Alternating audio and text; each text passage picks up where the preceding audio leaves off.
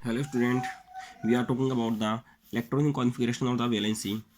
आपको पता है वैलेंसी क्या होती है? वैलेंसी को हम फाइंड आउट कर सकते हैं किस तरह से? भाई आपको इतना तो पता है कि 1 से लेकर अपन चलें कहाँ तक, 20 तक। तो 20 तक वैलेंसी सब कुछ मतलब आपको खुद निकाल सकते हो इसको किस तरह से। देन जैसे फर्स्ट हाइड्रोजन की कितनी होती है, 1 होगी, क्योंकि फर्स्ट एटॉमिक नंबर पे आता है। और इसकी आउटरमोस्ट सेल में कितने इलेक्ट्रॉन होते हैं, 1। आउटरमोस्ट सेल में 1, और इसको कितने की रिक्वायरमेंट है, 1 की। इट मीन्स कितनी हो जाएगी इसकी वैलेंसी, 1। अगर हम बात करें हाइड्रोजन के बाद जैसे ऑक्सीजन की, तो ऑक्सीजन की कितने पे आता है, 8 पर। Then what is the valency of oxygen? It is represented by the O. It is O. Then first orbit has the 2 electrons and the second orbit और second shell has the 6 electron. It means how much numbers, how many numbers electron are required for the stable of the oxygen. भाई oxygen को stable होना है, मैंने आपको बताया हुआ है। सबसे पहले 2 पर स्टेबल होता है, फिर 8 पर स्टेबल होता है, फिर आगे भी सब कंटिन्यू ऐसे ही चलता है। तो मतलब इसको कितने रिक्वायरमेंट है, आउटर मोस्ट सेल में कितने इलेक्ट्रॉन है, 6। देन इसको रिक्वायरमेंट है ओनली 2 की, मतलब इसकी वैलेंसी कितनी हो जाएगी, इसकी तो 1 थी, इसकी कितनी हो जाएगी, 2। बट आगे किस तरह से होगा, जैसे हम बात करें 21 से लेकर 30 तक, इनकी वैलेंसी किस तरह निकलेगी। सपोज हम इसमें कोई एग्जाम्पल लेते हैं फेरस का। अब फेरस कितने पे आता है, 26 में। It atomic number of the ferrous is the 26 में। Then what is the valency of the ferrous और the iron? We will found out the electronic configuration such is the. भाई इलेक्ट्रॉनिक कॉन्फिगरेशन इस तरह का होता है, आपको बताया हुआ है मैंने, 1s 2 2s2 2p6, ठीक है, इस तरह से कुछ बताया हुआ है। ये क्या होता है इलेक्ट्रॉनिक कॉन्फिगरेशन, मतलब इस वे में हम क्या कर सकते हैं, फेरस की जो वैलेंसी है वो फाइंड आउट कर सकते हैं ना। तो किस तरह से इसको देखो, किस तरह से बनाया जाता है। एस जो है उसमें कितने इलेक्ट्रॉन हो सकते हैं, 2। पी में कितने इलेक्ट्रॉन हो सकते हैं, 6। डी में कितने इलेक्ट्रॉन हो सकते हैं, और एफ में, ठीक। हम बात करें, एक अपने ये भी बताया हुआ है कि इस तरह से हम जो इलेक्ट्रॉन कॉन्फिगरेशन वो किस तरह से फाइंड आउट कर सकते हैं, इस तरह से 1s2 2s2 sorry 1s 2s 3s 4s 5s 2p 3p 4p 5p 3d 4d और 5d 4f और 5f कंटिन्यूटी इस तरह। देन तिरछा किया, इनके बाद ये वापस आ जाएगा, इसके बाद ये घूमकर आगे, ठीक है, इस तरह से कंटिन्यूटी। तो मतलब 1s की बात करें, 1s सबसे पहले 1s आएगा, फिर 2s, फिर इसके बाद देखो घूम कर इधर 2p आएगा, फिर 3s आएगा, फिर घूम गए तो 3p, देन 4s, इसके बाद 3d 4p 5s, ठीक है, इस तरह से।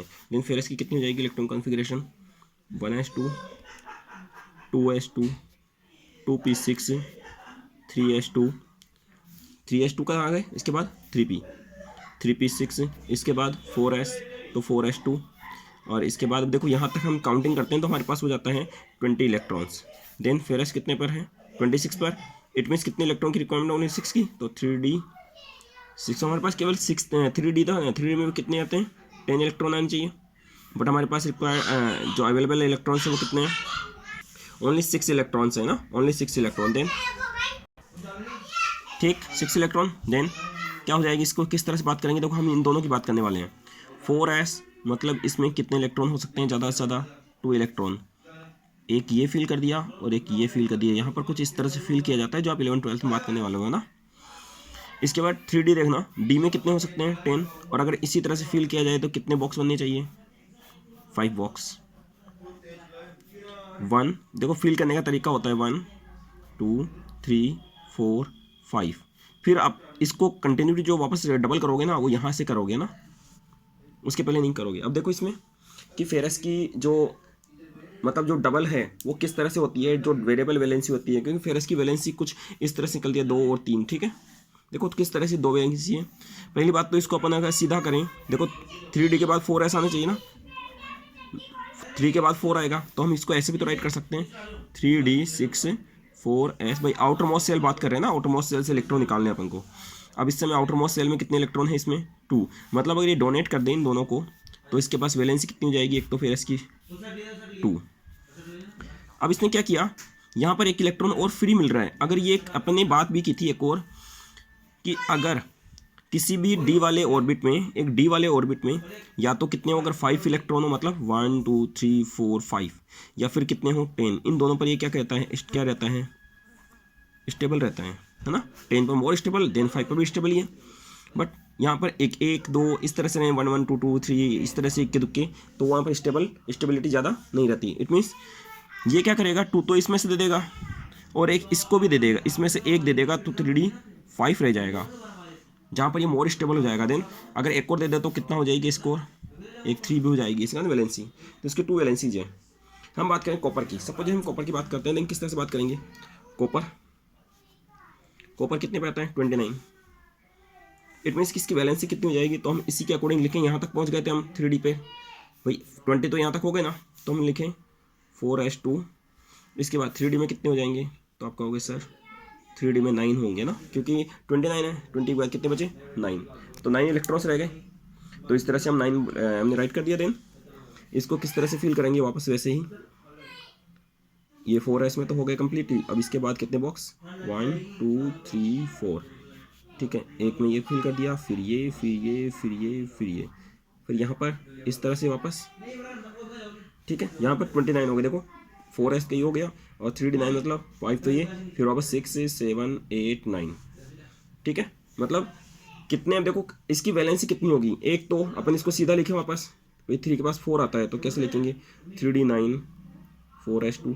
एक तो ये मतलब इसने 2 इलेक्ट्रॉन्स, अगर बाहर के सेल के 2 इलेक्ट्रॉन्स दे दे तो पहली वैलेंसी कितनी हो जाएगी 2, ठीक है। अब इसने क्या किया, इसने सोचा यार मैं अपने 2 इलेक्ट्रॉन दे रहा हूँ तो इससे अच्छा है मैं अपना 1 इलेक्ट्रॉन खुद को ही दे लूँ। तो ये क्या करेगा, अपने खुद को 1 इलेक्ट्रॉन इसने दे दिया, तो ये क्या हो जाएगा, इस तरह से बनेगा।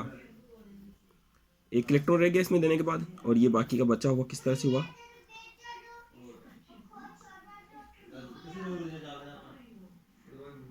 फुल भर गया ना, मतलब ये 3D 10 हो गया ना, और 3D 10 पर क्या हो गया स्टेबल। अब 1 इलेक्ट्रॉन दे सकता है ओनली ये, तो इसकी एक और वैलेंसी कितनी हो जाएगी 1, मतलब कॉपर 1, एक तो 1 वैलेंसी रहेगी एंड देन द दूसरी अनदर वैलेंसी क्या रहेगी 2, मतलब is the copper represent the 2 variable valencies. First तो 1 वैलेंसी और सेकंड दूसरी, मतलब ये एक से भी रिएक्ट कर सकता है और 2 से भी। अब Fe की बात करें, Fe की भी ये थी और कॉपर की ये।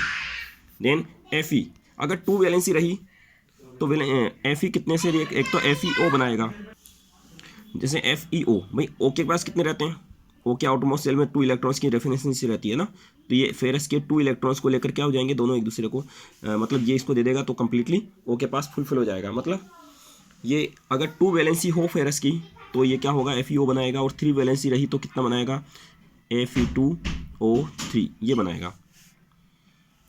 बस ये 2 इस तरह से बनेंगे। अपन कॉपर की बात करें तो कॉपर की अगर 1 रही तो Cu, जैसे Cu, और बात कर लें अपन, मतलब CuCl की बात कर लें, ठीक है। मतलब इसने क्या किया, इससे रिएक्ट हो गया। और एक कई बार आपने क्लोराइड में देखा होगा कि ये 2 भी लगाता है ना, ठीक है।